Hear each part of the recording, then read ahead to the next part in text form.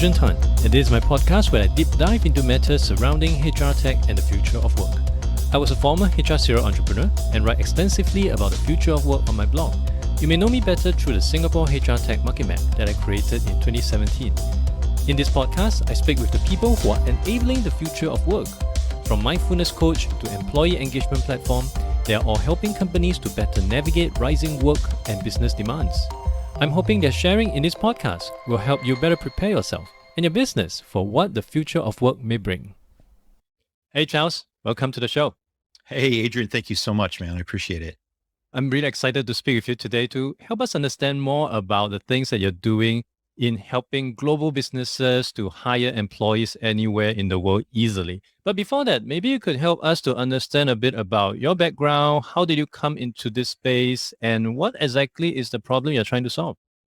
These are all great questions. And at the risk of reciting my CV, I will give you a little bit of background on how I got to this. And then as you stated, I'll go into a little bit more detail around this pretty significant, I would call it an opportunity, and how we're basically greasing the skids, if you will, for companies to take advantage of it. My background is quite unique and rather colorful. I've been out in the Asia Pacific region for a little over 35 years and began my kind of career in the technology space, actually, starting off in the early 90s with Intel Corporation.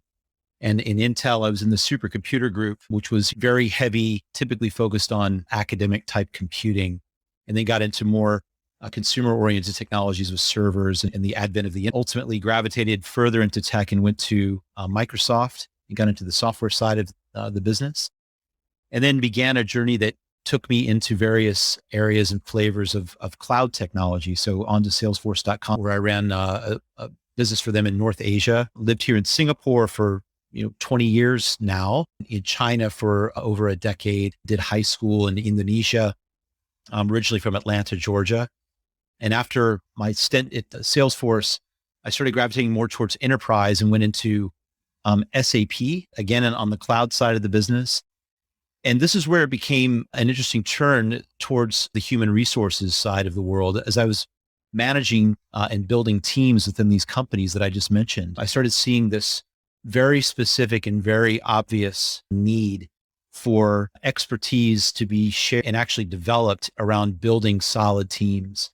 And I left SAP and started an HR consultancy practice with a buddy of mine. And we grew that business to ultimately about 12 people, both here in Singapore and in Hong Kong, and ultimately sold that business. But one of my clients in that practice was a company that many of your listeners will have heard of called ADP, which is a payroll and HR outsourcing. And I joined up with them because I was intrigued by their mission and confident that we could do something really unique with this business across APAC, and ultimately became the president general manager for that company and ran that business with them for several years, and then continued down that path of HR, joining a business services outsourcing firm called Tricor with a private equity fund, and ultimately left that business and got a call from the founder of this firm, Globalization Partners, which is the segue now for me to tell you a little bit about what they do and how we're solving for that challenge you called out, which is to be able to hire people anywhere in the world with ease. Nicole Sahin, the founder, and I were speaking about the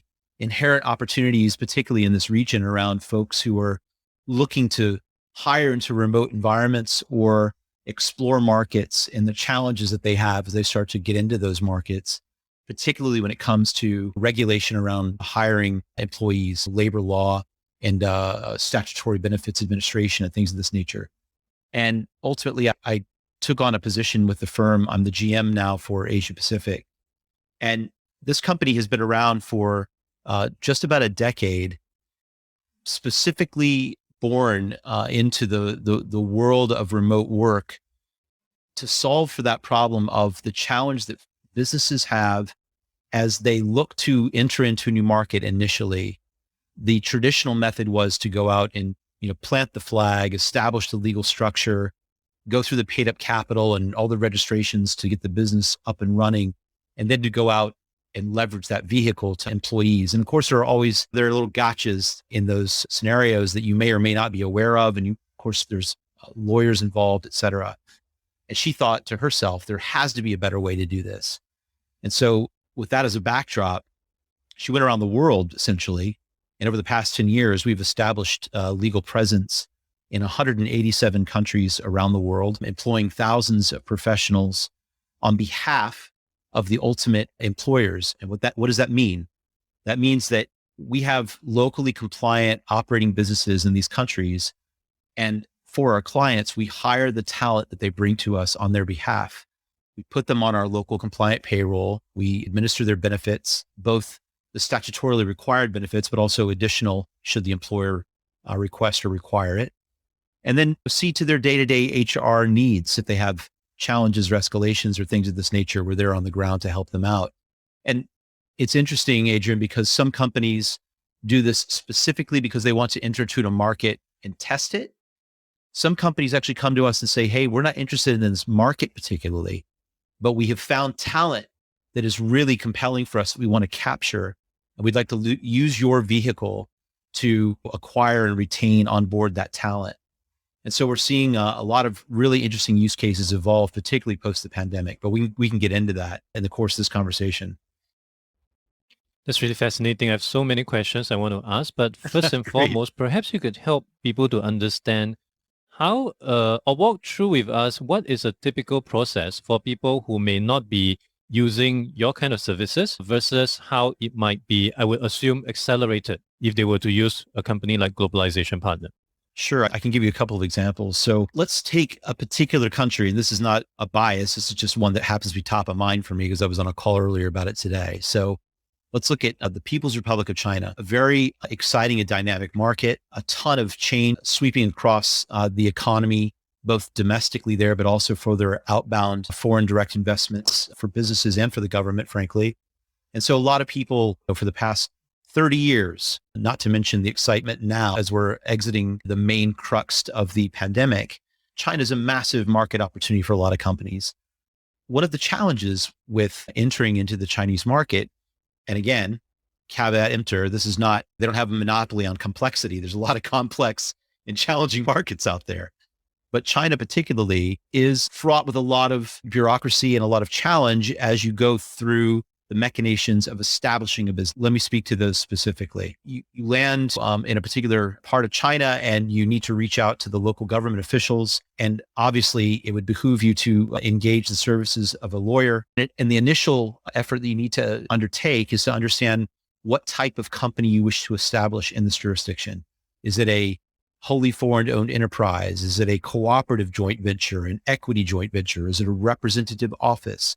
There are a litany of different approaches that all have both pros and cons, but also have various levels of commitment and requirement that are predicated upon your intent to trade in that domestic environment or manufacture or recognize revenue, et cetera, ad nauseum. So once you've ascertained the type of structure that you feel is appropriate and fits your business strategically and tactically, then you begin the application process and the entire sort of classic administration of setting up the firm. Typically in China these days, it's getting much more streamlined than it was, say, 5 to 10 years ago. But still, there is a pretty significant amount of minutia that needs to be addressed. So the timeline on setting up, let's say, for example, a wholly foreign owned enterprise would average you around 12 months. So once that entity is established, then you also obviously would need to open up a banking relationship so that you could do both accounts payable, accounts receivables, et cetera. And again, in renminbi would be the first, the primacy of what you'd be wanting to do. So that's going to take potentially another 6 months.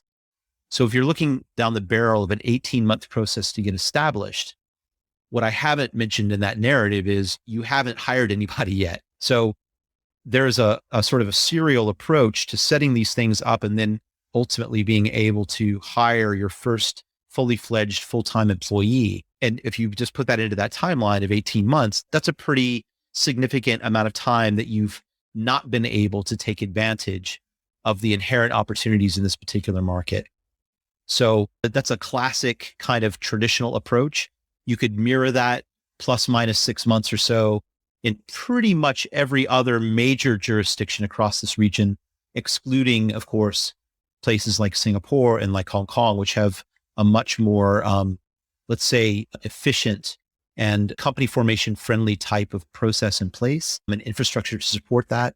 But by and large, if you're trying to expand through the traditional methodology, you need to budget around between 50 to 100,000 US dollars at a minimum, and a minimum of between 6 to 12 months. And I want to just quickly call out, that being said, let's assume that you've gone through those processes and you've set up and everything is good to go. If you test your market for 12 months, as an example, post the setup and everything works well, then fantastic. You're ready to scale and rock and roll. If for whatever reason, maybe it's product market fit or misreading the signs of the market or what have you, it doesn't work out. If you thought setting up was difficult, wait until you try to unwind the entity and back your way out of that market. It's exceedingly painful and very challenging. 18 months sounds incredibly long. And this is assuming you do everything right from the get-go. That's right. That's right. And it's the frustration and the capital outlay, and there's a whole host of things that you need to bear in mind. Now, again, I'm giving you significant circumstances here. Could you do it faster? Are there different sorts of vehicles and different things you could do? Sure. But on average, particularly given the uniqueness of this point in time, it's 2021, we're coming through the backside of, at least as far as we can tell, the worst throes of the pandemic and the disruption that it has caused.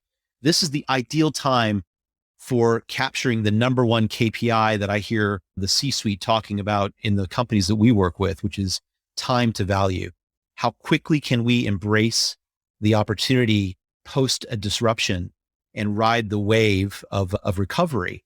And in a market like China, which is forecasted for this year to potentially exceed 8.5% growth, you don't want to be sitting around for 12 months waiting for your first salesperson to hit the ground or your first supply chain officer to hit the ground. You want to be out there working within a week to take advantage of the unique position that we find ourselves in the market. And for companies that might be using your global expansion platform, how fast would you be able to help them put boots on the floor? Look, it's a great question. The disclaimer, which sounds like an MBA student, right? It depends. But I will say to you that the fastest that we're used to doing it is within 12 hours. And typically we can do it within 3 to 4 days. People hear that, and if they're not familiar with how these things operate and they've heard the war stories and the horror stories, they say, I don't believe that's possible. But let me be clear, it's not alchemy. We have businesses on the ground running as you and I are speaking in these countries. So all we are doing in the eyes of the local ministries and governments is bringing somebody aboard. We're just hiring someone. So as fast as the local governments will allow for us to enroll the employees compliantly into whatever lodgements, social benefits, social insurance schemas are mandatory, a requisite in the particular jurisdiction, we can have these folks up and running. The beautiful thing is, as it relates to one of those areas of consternation that I mentioned in the traditional approach, is that we provide locally compliant, legally vetted and guaranteed employment contracts on demand in each of those jurisdictions. So instead of saying, hey, we found somebody, can you hire them for us? And we say, yeah, now go get a lawyer and draft a employment contract. We have those ready to go right on our platform, and you could take them and just customize them for whatever terms and conditions you feel are germane to your business. But from a local statutory point of view, regulatory point of view, you're ready to hire. So it's a really exciting opportunity for firms who are interested in, as I said earlier, either grabbing talent in this global talent war that we're all in, or entering into a new market with speed and alacrity in order to take advantage of the opportunity. When I was running my recruitment business, and this was during the early 2000s, we often come across candidates that might have some concern about signing a contract with us versus the company. Yeah. And we have to do it because it's outsourced to us and those kind of things. I would imagine in your situation, the contract would be with your company, given that you have the entity there. I just want to understand, what are people's perspective to that?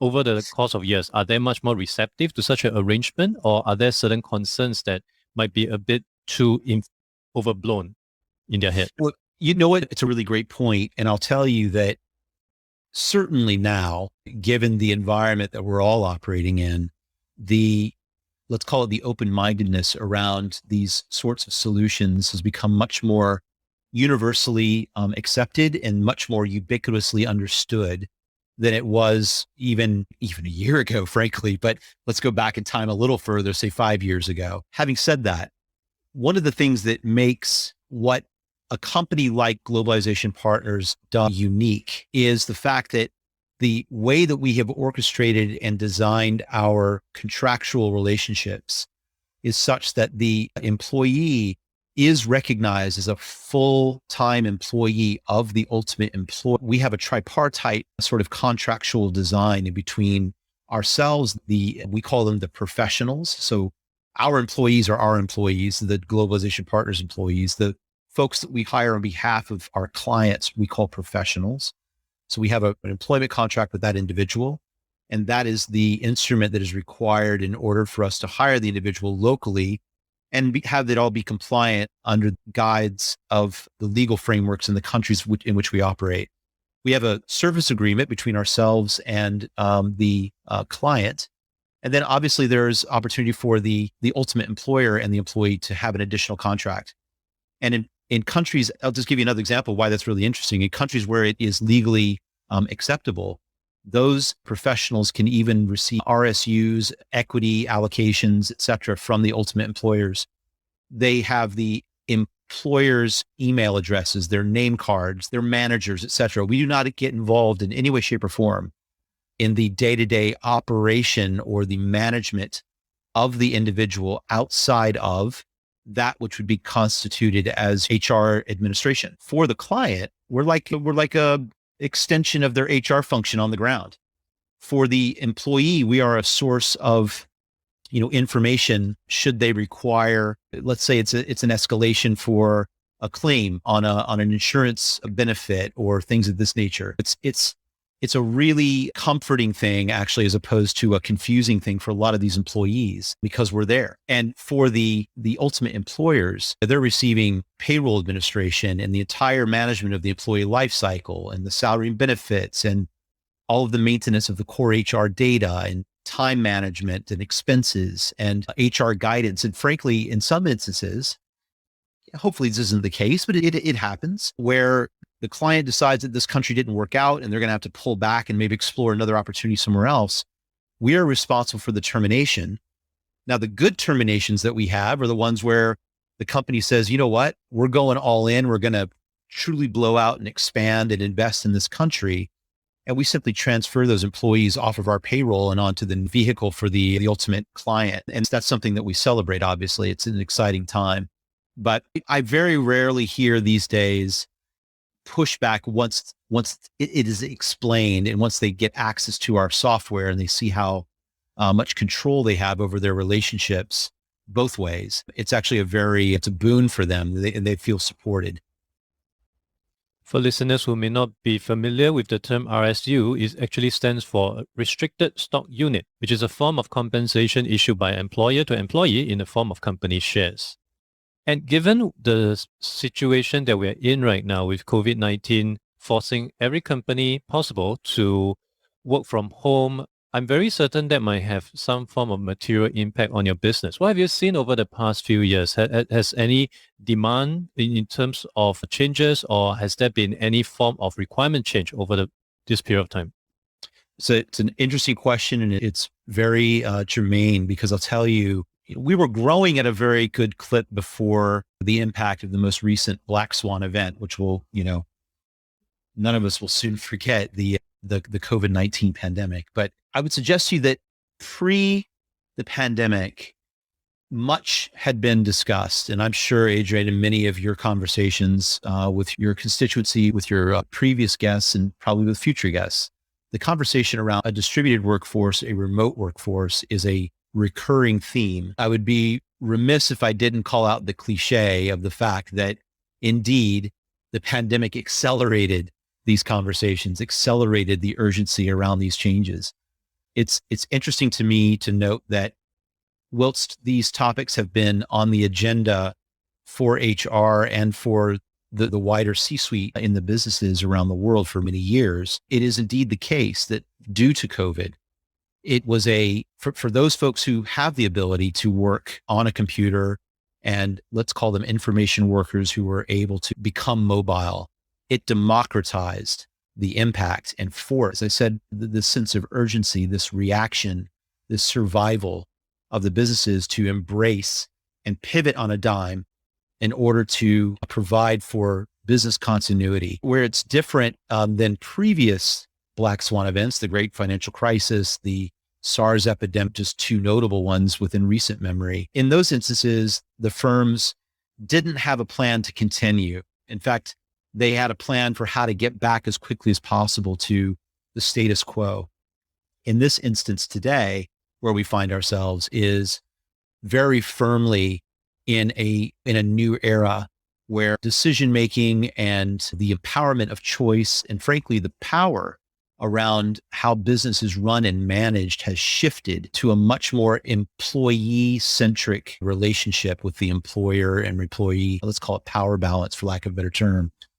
That impact on our business has been profound in a couple of different areas since you asked. So one is, indeed, we are ostensibly tripling our workforce, our own internal workforce, just to deal with the demand that we're facing from companies large and small in every corner of the world. By the end of this year, we will eclipse 1,000 employees globally. And we had forecasted as we were exiting 2020 and looking in the rearview mirror a little bit, because everyone was looking in the rearview mirror in 2020 and trying to look ahead and ascertain where we were going to land and what the world was going to be like. We forecasted a $700 million annual recurring run rate for the business going into 2021. And here we are at the halfway point, and we're forecasting $1 billion US in annual recurring revenue. So it's having a pretty profound impact on our business. And what it's causing us to do, in addition, is to actually reevaluate the way we run our business. So we are now a remote first business globally. And for everyone we bring on board, the entire experience, for all intents and purposes, is a remote experience. So we drink our own champagne in that regard, but we can peel back some more of those tectonic shifts that I mentioned just a moment ago as we go through this conversation together. And specific to your audiences or your customers in Singapore, what would be a percentage jump over the past? That's an interesting question, and I'll try to answer it and not sound snide or cavalier, but what's interesting about our operations in this region specifically is that for the decade that we've been operating, we have been very much a U.S. outbound company. So what does that mean? That means that the vast majority, to the upper 90 percentile of the businesses that we served were U.S. based, by the way, predominantly technology companies who were on a significant growth trajectory, who were finding talent and wishing to expand into new markets in APAC, but were tentative in their steps, wanted to make sure that they were doing the right things, that the talent they were hiring are the right people, and engaged us for our services. So therefore, in Singapore is actually out of the top 10 locations in the world where our clients, I should say, request their professionals to be placed. Singapore is in that top 10, which I think is a testament to many things, not least of which the attractiveness of Singapore as an international headquarters, as an international hub. So that's first and foremost. But what's also interesting is that when it comes to the level of sophistication in terms of companies, both large and small, understanding the nature of what's required in order to scale, to take advantage of the economic possibilities that are becoming increasingly prevalent in our marketplace, Singapore leads that. So I say all that as a preamble to tell you that I've been on board the firm. I joined during what we in Singapore had last year called a circuit breaker, for your listeners who might not be aware. That's a full-fledged lockdown here in Singapore. And that's when I joined the firm. From that point until today, the latter part of 2021, what I've been focused on is building an organic business across this region. And Singapore and Australia, frankly, are the two key markets that have been driving our growth till today. Having said that, we're hiring like crazy across the entirety of Southeast Asia. In Hong Kong, I've just brought on board teams in Korea, in Taiwan, in Japan. So we certainly are going to be counting on a huge amount of organic expansion for our business. But that's, again, I want to preface that by saying that's aligned specifically to where the clients are growing out of and going into. So we're very fortunate with all the dry powder from a private equity venture capital point of view that's in the sheer volume and the sheer eye-watering numbers behind some of the free trade agreements that have recently been ratified by many countries across this region, not least of which the Regional Cooperative Economic Partnership, the RCEP, which, since you mentioned Singapore led that effort from an ASEAN perspective, and now it's 15 nations successively ratified across the signatories. And that constitutes 30% of the global population and 30% of global GDP just within this region. So for sure, I anticipate Singapore as an example leading the evolution of remote work, and particularly in the high growth startup phases of some of the companies we work with, leading the exploration of new markets. And within the contribution of business from Singapore customers, how much of that do you think would be coming from the intention to internationalize, or is it due to the fact that they are looking at alternate countries to find their talent, given that right now everyone is working from home? Because I would imagine, as a business owner, if my people are working from home, they don't necessarily have to come from Singapore. I can hire someone in Malaysia, someone from Vietnam. How much of that do you think actually come from that possibility, from the idea from business owners that I could actually hire people outside of Singapore? This is a great question. And this is something that I'm actually speaking with people quite a bit, both in the private sector as well as in the public sector here in Singapore, because look, let's be frank, Singapore specifically, our number one sort of natural resource, our number one asset is our labor force, our people. And the need for businesses to be able to tap into a significantly evolving, a rapidly changing requirement around the types of skills and experiences that are needed to take advantage of all this economic growth that I just mentioned a moment ago is giving rise to the notion from a lot of companies that indeed, as you just very astutely pointed out, it's not necessarily the case that I have to hire someone in my backyard. I don't have to hire necessarily someone based in Singapore to do the job. What really becomes germane, other than experience, pedigree, skill, etc., is really time zone. Now, the reason that I think this is really interesting is because in my experience in the past with ADP, with SAP, when I was running the cloud business there, that was very heavily focused on outsourcing. I mean, even in Microsoft, where I ran an outsourcing business for them as well, the original progenitor of the BPO industry was predicated upon low-cost labor arbitrage. It was very much around getting great quality and great process at the lowest price possible while maintaining or perhaps hopefully increasing the levels of productivity. Today, and I'm not in any way, shape, or form calling what we're doing as BPO 2.0. What I'm saying is it's more now than ever a fight for finding the very best talent you can find. And in our nation, in Singapore, where we have, call it 5.6 million people here on this island, if for whatever reason you can't seem to be able to find somebody in Singapore to be able to do that job, and not least of which exacerbated by some of the immigration policies that are in place for the moment, then yeah, a lot of companies are coming to us and saying, hey, we want to be able to hire wherever we find talent. Now, that is not today, as you and I speak, it's not the leading contributor to the inquiries around our model and our business. Still today, we're erring in this region more towards the internationalization, global expansion kind of narrative.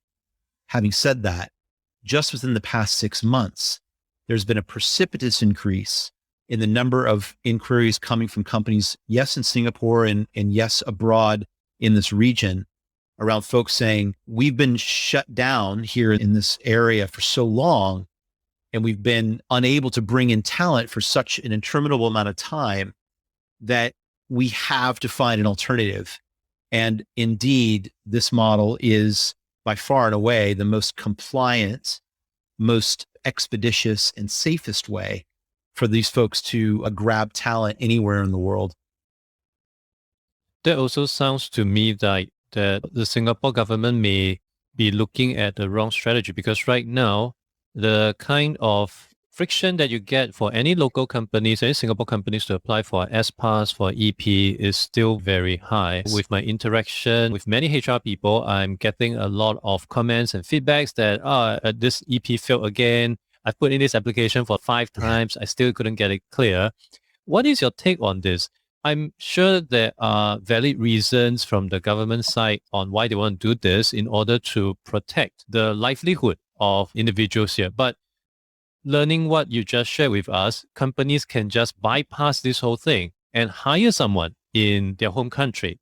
Would it still make sense for the Singapore government to be so fixated on creating high friction when it comes to S-Pass and EP applications? This is a really interesting question, and I'm going to dissect both the question and my answer in perhaps a way that you might not expect. But here's the thing, and Singapore, by the way, is not unique in terms of having to deal with this challenge. It's just simply amplified by the size of our population and frankly, our geography and our reliance heretofore upon foreign labor across the spectrum. You mentioned the S-Pass and the employment pass, but beyond that, looking at even our ability to take in and approve Entre-Passes, the Tech Pass, permanent residence, et cetera, ad nauseum.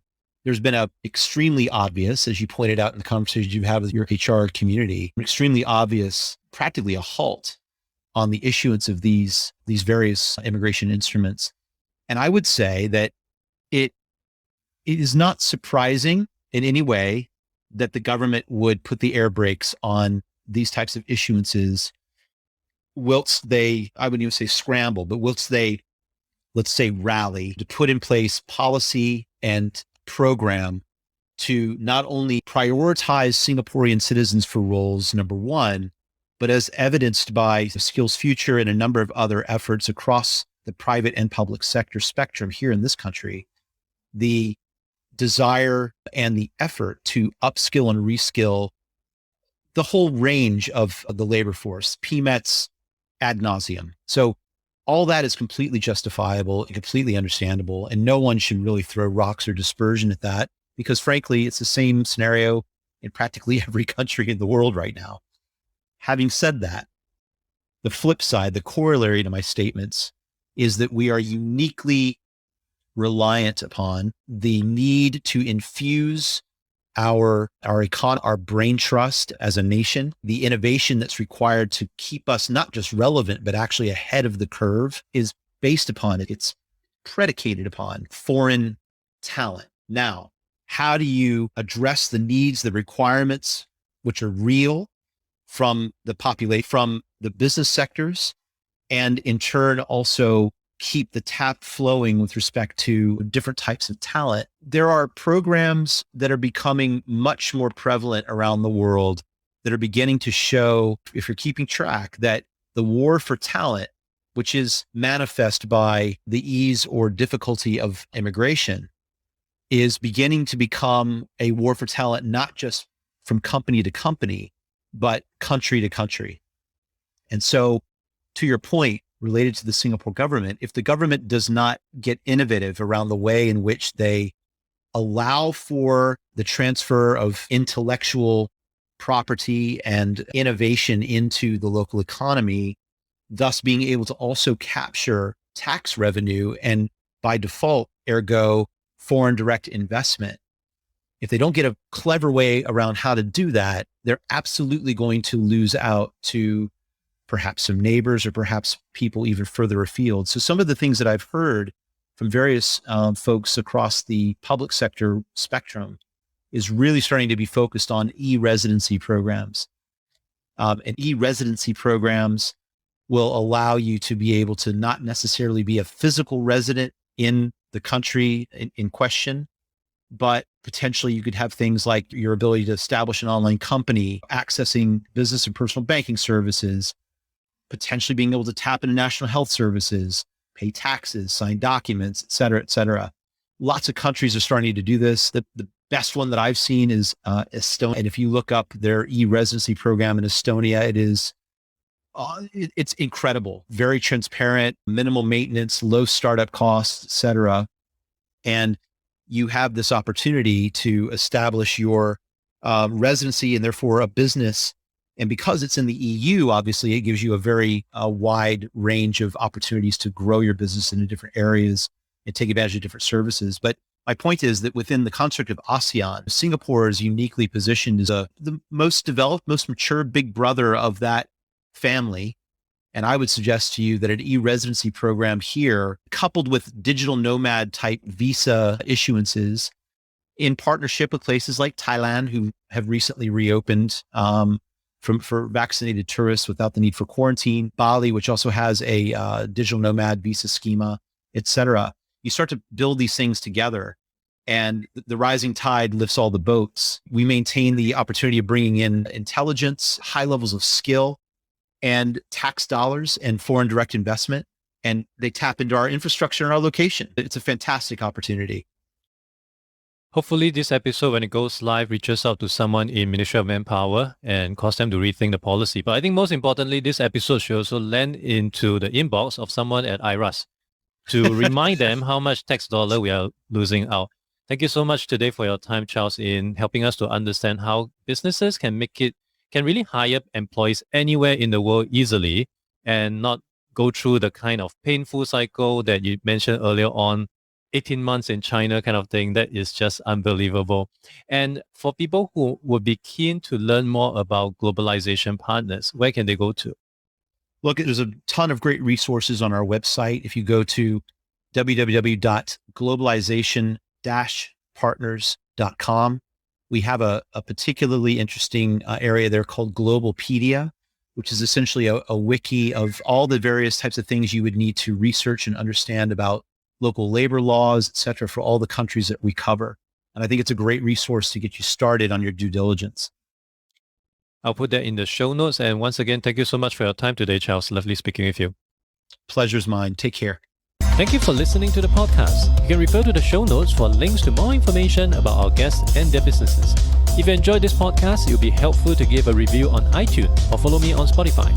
If you're using Overcast, please hit the star button under the episode. That will help get this episode and podcast out to more people who may find it useful. I'll see you in the next episode of The Adrian Han Show.